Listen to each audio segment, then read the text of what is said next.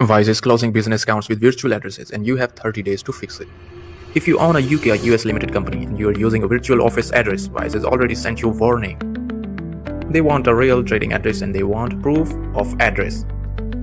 But here is where most business owners get stuck. You don't have any documents under your LTD at a real address, no utility bill, no council letter, nothing. And Wise is giving you 30 days to sort this out before they close your account. I know it's frustrating. You did everything right setting up your business and now this. Now before you pay someone to edit a utility bill or fake bank statement, stop. Wise scans every document you upload. They detect edited PDFs. They cross-reference addresses.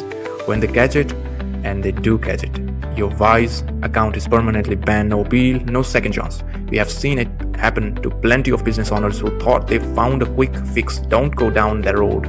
We have been solving this exact problem for 12 months. Clients from the UK, USA, Canada, and even from Australia all. Here's what we do. When you contact us, we assign your company a real UK and USA address from an actual landlord business. Then we generate a professional 6-page lease agreement fully covering every requirement Wise asks for.